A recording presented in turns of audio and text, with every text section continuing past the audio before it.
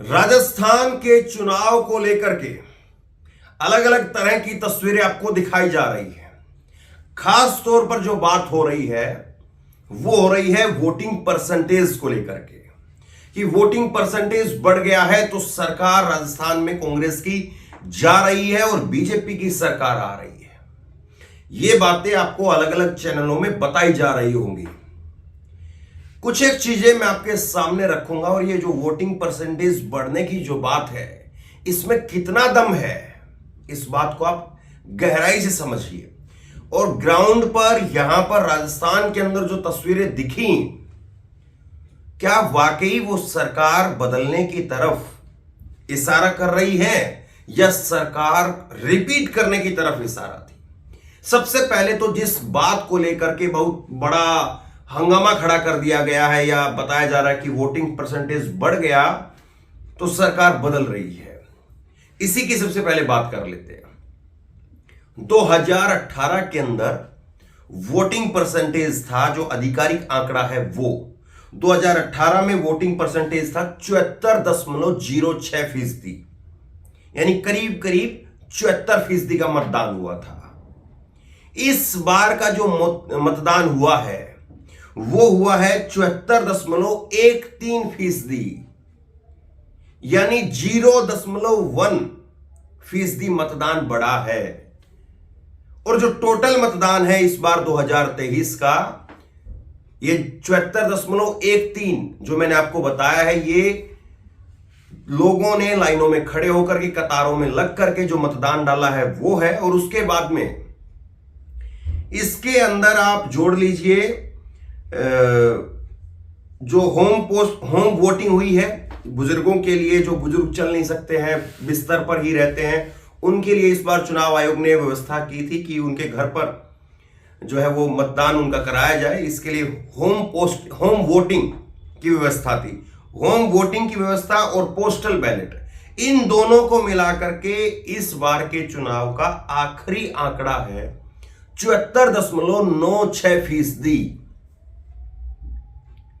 अब देखिए, बिल्कुल सीधी सी बात है, 2018 में जो मतदान हुआ है वो हुआ है 74.06%, और इस बार का जो मतदान लोगों ने लाइनों में लग करके किया है वो 74.13% है। और होम वोटिंग और पोस्टल बैलेट को मिलाकर के ये आंकड़ा 74.96% हो जाता है। यानी अगर मोटे तौर पर भी अगर देखें तो 1%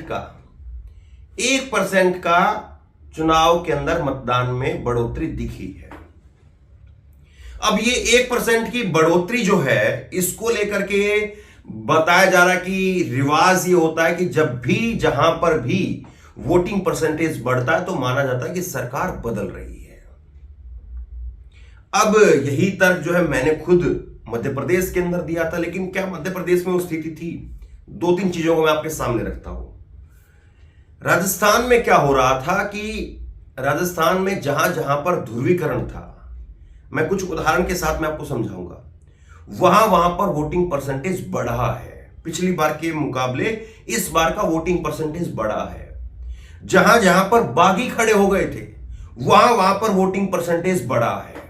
और वही बढ़ा हुआ वोटिंग परसेंटेज आपको टोटल ओवरऑल जो वोटिंग हुई है उसके परसेंटेज में बढ़ोतरी आपको दिख रही है। एक उदाहरण ले लीजिए, आप अच्छे से समझ पाएंगे। तिजारा की सीट, अलवर के अंदर तिजारा की सीट, उसमें पिछली बार का मतदान हुआ था 82% और इस बार का मतदान हुआ है 85%, यानी 3% जो है ज्यादा मतदान हुआ।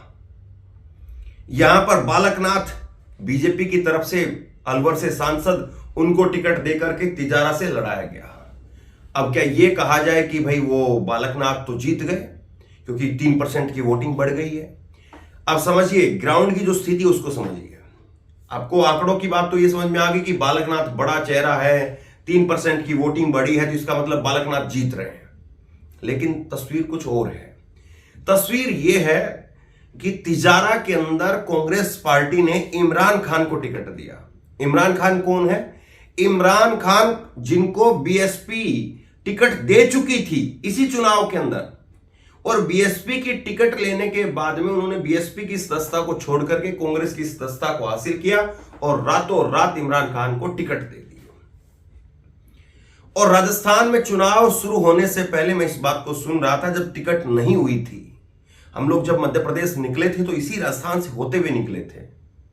जब राजस्थान के अंदर टिकटों की घोषणा नहीं हुई थी, बालकनाथ की टिकट काफी पहले आ चुकी थी, बालकनाथ अपना प्रचार प्रसार कर रहे थे, तो उस वक्त में ये वहां के लोगों का कहना था कि अगर इमरान खान को उतार दिया जाए तो इमरान खान एक टक्कर दे सकते हैं, बढ़िया मजबूत वाली टक्कर। और इसीलिए कांग्रेस पार्टी ने जो है वो इमरान खान को वहां से अपने कैंडिडेट को टिकट नहीं दिया, बल्कि बीएसपी के कैंडिडेट को लाकर के वहां से टिकट दिया। बीएसपी का वहां पर बहुत अच्छा वोट है। पिछली बार जो विधायक बना था 2018 में, बीएसपी से ही बना था। वो बात अलग है कि वो बाद में कांग्रेस में शामिल हो गए। तो अब इस तरह से आप इस चीज को समझिए कि इमरान के साथ में जो वोट जुड़ा वो बीएसपी का वोट भी था, वो जो है कांग्रेस का वोट भी था, और ये सब कुछ जुड़ करके फिर इमरान खान के लिए वोटिंग हुई। और बालकनाथ के साथ में ये हुआ कि बालकनाथ के साथ में बीजेपी का वोट तो था ही था, और बीएसपी ने जिसको इमरान खान के बाद टिकट दी वो भी बाद में तिजारा के अंदर बालकनाथ के साथ चला गया। मतलब बालकनाथ के साथ में भी बीएसपी का जो आधिकारिक कैंडिडेट था जिसको टिकट मिली वो चला गया, और कांग्रेस के साथ में कांग्रेस ने बीएसपी से टिकट दिए हुए कैंडिडेट को अपनी पार्टी में शामिल करवा करके उसको टिकट दे दिया। तो जब इस तरह का माहौल होता है, इतनी राजनीति जो है वो आपको भी अभी सुनने में लग रहा होगा कि क्या हो रहा है, कहां कहां से कौन कौन किस आदमी को टिकट दिया जा रहा है। आप हो सकता है थोड़ा कंफ्यूज हो रहे हो। तो जब इस तरह से पूरे चुनाव में उधेड़-बुन होती है तो हर आदमी निकलता है।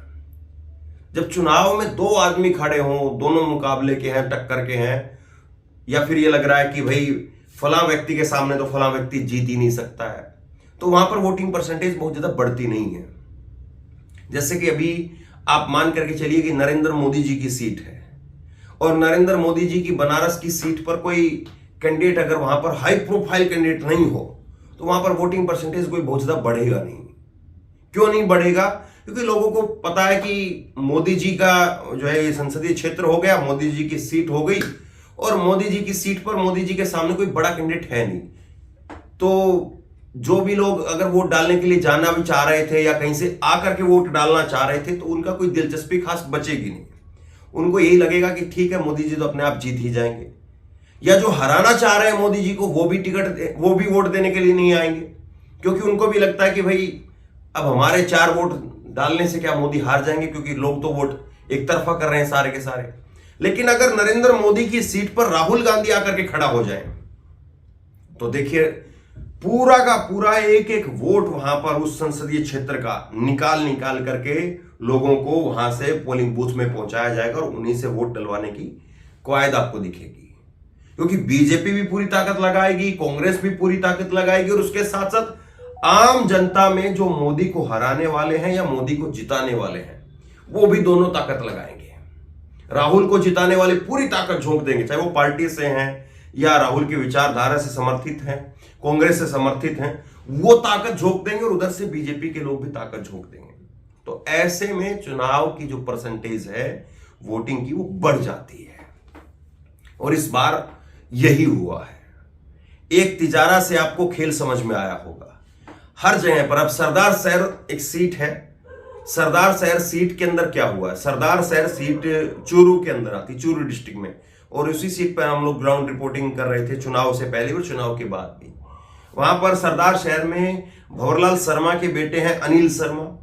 अनिल शर्मा इस बार कांग्रेस के विधायक भी, और उनको टिकट भी दोबारा से मिला है, और कांग्रेस के इस उम्मीदवार के सामने बीजेपी की तरफ से रामकरण रेणुआ वो है, और निर्दलीय है वहां पर राजकरण चौधरी। अब राजकरण चौधरी कांग्रेस के ही सभापति रहे हैं, तो और अब कांग्रेस से बागी होकर के चुनाव लड़ रहे हैं, और एक खास जाति से आते हैं। तो अब राजकरण को लग रहा है कि भाई मेरी जाति के लोग मुझे वोट कर रहे हैं, तो ऐसे में कांग्रेस के उम्मीदवार को वहां पर जो जिताना चाहता है उसको लगता है कि कहीं पर ऐसा ना हो जाए कि राजकारण की तरफ उनकी जाति वाले लोग ज्यादा वोट कर दें, तो ऐसे में कहीं पर हमारा कैंडिडेट ना हार जाए, इसलिए जो भी मतदाता वहां पर रहेगा खुल करके वोट करेगा, और यही हुआ है। तो मतदान का जो प्रतिशत बढ़ने की बात है वो सीधे तौर पर आप ये मान करके चलिए कि वो जो बढ़ा हुआ मतदान आपको दिखाई दे रहा है, जो बताया जा रहा है, वो सरकार बदलने को लेकर के या सरकार बरकरार रखने को लेकर के, दोनों तरीके से वोट हो सकता है। ये कोई अगर ये कह रहा है कि नहीं सरकार तो गई क्योंकि मतदान प्रतिशत बढ़ गया है, मैं कहता हूं कि बिल्कुल ये सरासर जो है वो हवाई बात है। उनको जमीनी स्तर का पता ही नहीं है कि जमीन पर, ग्राउंड पर हालात क्या थे। जमीन पर जो हालात थे, ग्राउंड पर जो हालात थे, वो बता रहे हैं कि ये चुनाव जबरदस्त तरीके से लड़ा गया है। अब मैं इसमें आज ये आपको नहीं कहूंगा कि 1000% कांग्रेस जीत रही है, 1000% बीजेपी जीत रही है, या कांग्रेस की 200 में से 130 सीटें आ रही हैं, मैं बिल्कुल नहीं कहूंगा। क्यों? क्योंकि एक तो चुनाव आयोग की गाइडलाइन है, उसका मैं आपको बार बार जिक्र करता हूं कि हम लोग 30 तारीख तक उसका पालन करेंगे। 30 तारीख के बाद खुल करके आपको जो तस्वीर समझ में आ रही होगी उसका जिक्र करेंगे। लेकिन दूसरी बात आप समझिए, इस बार के चुनाव में और मध्य प्रदेश के चुनाव में क्या फर्क है। जब मध्य प्रदेश में मैं ये कहता था कि मतदान का प्रतिशत बढ़ा है तो इसका मतलब यह है कि कमलनाथ की सरकार जा रही है, और जो लोग इस बात को वहां पर नकार रहे थे और वहां पर वो लोग कह रहे थे कि लाडली बहना के नाम पर शिवराज सिंह चौहान को वोट मिला है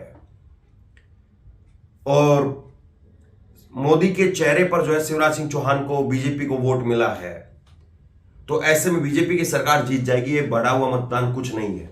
उनके लिए मैं एक उदाहरण देता हूं। अगर शिवराज सिंह चौहान की 1000, 1200 रुपए, 1250 रुपए लाडली बहना से उनको वोट मिल सकते हैं, तो कांग्रेस सरकार की 25 लाख की योजना, चिरंजीवी योजना, और ऐसा कोई गांव देहात नहीं, कोई विधानसभा नहीं, कोई जिला नहीं जिसमें चिरंजीवी योजना का लोगों ने लाभ नहीं लिया हो या वहां तक जिक्र ना पहुंचा हो। बीजेपी के कार्यकर्ता भी कहते हैं कि हाँ ये अच्छी योजना है। वो बात ये है कि राजनीति के लिए वो कह देते हैं कि हमारी योजना का नाम बदल दिया गया है, भामाशाह योजना को चिरंजीवी योजना कर दिया है। लेकिन ये बात तो सब जानते हैं कि भामाशाह योजना के अंदर कितना कवर का पैकेज था और यहां पर कितने लाख का पैकेज है।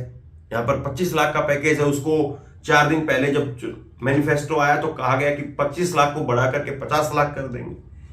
तो वहां पर अगर 1000, 1200 रुपए में अगर शिवराज सिंह चौहान को वोट मिल सकते हैं, तो यहां पर 25 लाख में क्या कांग्रेस को वोट नहीं मिलेंगे? सवाल ये है।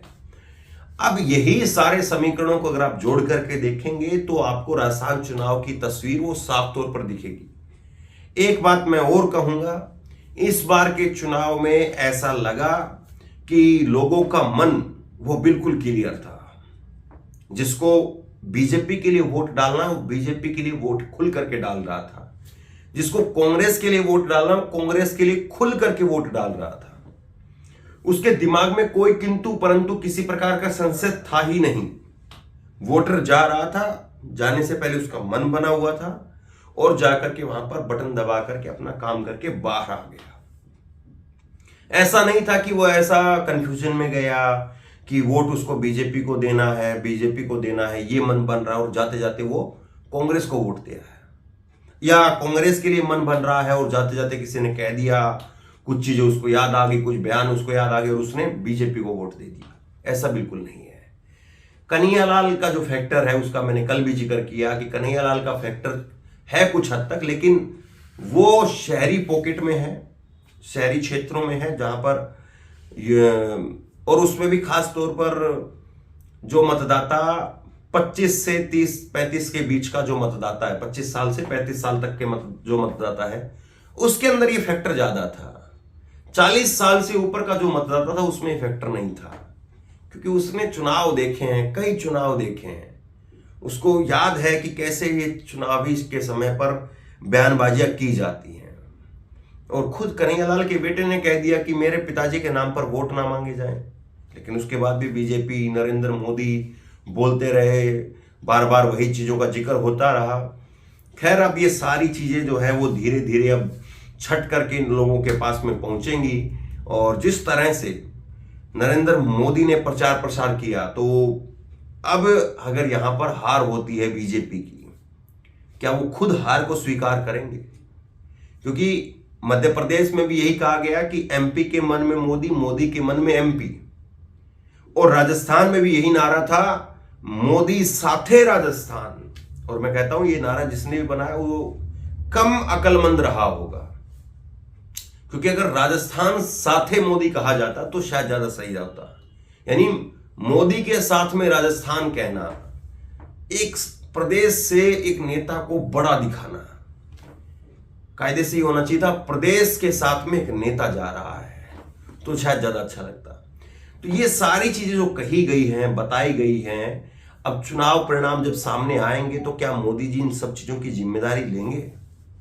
क्या वो कहेंगे कि ये हार मेरी हार है, या उस दिन चेहरा जेपी नड्डा का लगेगा? सवाल ये है। अशोक गहलोत, अब एक चीज यहां पर छूट गई, मिस हो गई, उसको कंक्लूड में लेते हैं।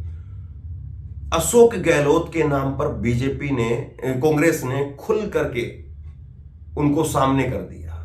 सचिन पायलट शुरुआती दौर में जो है एक कंफ्यूजन जो है वो दिखाया गया कि सचिन पायलट भी टक्कर में है, सचिन पायलट कुछ न कुछ जो है वो गेम करेंगे, सचिन पायलट को कांग्रेस पार्टी घोषित कर सकती है, बाद में बना सकती है। वो अपनी तरफ से कहते रहे कि आला कमान इसको तय करेगा, लेकिन ये चुनाव पूरी तरह से अशोक गहलोत के चेहरे पर था राजस्थान के अंदर। और देखिए कांग्रेस पार्टी और बीजेपी के चुनाव प्रचार में ये फर्क दिखा कि चाहे मध्य प्रदेश की बात करेंगे तो कमलनाथ का चेहरा ऊपर किया गया। हालांकि दोनों ही प्रदेश में राहुल गांधी अपनी यात्राओं का जिक्र करते रहे कि मध्य प्रदेश में 28 दिन हमारी यात्रा रही, राजस्थान में यात्रा का, भारत यात्रा का वो जिक्र करते रहे। अब ये चीजें कितनी निकल के आएंगी नहीं मालूम, लेकिन मुख्यतः कांग्रेस और बीजेपी में अंतर यही रहा कि कांग्रेस ने अपने क्षेत्रीय छत्रपों को आगे करके चुनाव लड़ा है और बीजेपी ने अपने क्षेत्रीय छत्रपों को पीछे करके मोदी के चेहरे को आगे करके चुनाव लड़ा है। और जिस दिन रिजल्ट आएंगे उस दिन नड्डा जी की और मल्लिकार्जुन खड़गे की फोटो लगेगी, या मोदी और राहुल की लगेगी, या वसुंधरा और गहलोत की लगेगी, या कमलनाथ और शिवराज की लगेगी। ये तो उस दिन की देखने वाली बात रहेगी। लेकिन राजस्थान को लेकर के बहुत ज्यादा मुझे नहीं लगता है कि कोई बहुत होच पोच की स्थिति है या बहुत कुछ फंसा हुआ सा चुनाव है, मुझे नहीं लग रहा है। मैं आपको आंकड़े और साफ तौर पर आपको ये नहीं कह सकता कि कौन आज जीत रहा है, इसको मैं बाद में बताऊंगा, लेकिन मुझे नहीं लग रहा है कि राजस्थान का चुनाव फंसा हुआ है या राजस्थान के चुनाव में कोई बहुत ज्यादा दिक्कत वाली तस्वीर जो है वो सामने आ रही है। राजस्थान का बहुत अच्छा चुनाव हुआ, हल्के कुछ जगह पर जो है धौलपुर, भरतपुर के अंदर छुटपुट जो है वो हिंसा की या छुटपुट आप कहें कि झड़प की खबरें निकल करके सामने आई, लेकिन शांतिपूर्वक ढंग से राजस्थान का चुनाव हुआ। लोगों ने दिल खोल करके वोट दिया है और अब ये किसकी तरफ गया है यही समझने वाली बात है, और यही जो है वो 3 तारीख के आंकड़ों में दिखेगी। बहरहाल आप बताइए आप क्या देखते हैं, नीचे कमेंट बॉक्स में अपनी राय लिख करके जरूर बताइए। किस तरह की राजस्थान में हमारी ग्राउंड रिपोर्टिंग रही, किस तरह से आपने उसको जो है वो देखा, और आपका आकलन ग्राउंड रिपोर्टिंग देख करके क्या लगता है आपको कि किसकी सरकार बनने की संभावनाएं ज्यादा है, नीचे कमेंट बॉक्स में लिख करके जरूर बताइए। इस वीडियो को खूब शेयर कीजिए, लोगों तक पहुंचाइए, और इसी तरह की तमाम खबरों के लिए ऑनलाइन न्यूज इंडिया को सब्सक्राइब कीजिए। साथ में जो बेल आइकन है घंटी है उसको जरूर दबाइए, ताकि जैसे कोई खबर अपलोड करें उसकी नोटिफिकेशन सीधे सबसे पहले आपको मिल सके। अगर ये वीडियो फेसबुक पर देख रहे हैं तो फेसबुक पर हमारे पेज को लाइक कीजिए, फॉलो कीजिए और इस खबर को शेयर कीजिए। बहुत बहुत धन्यवाद।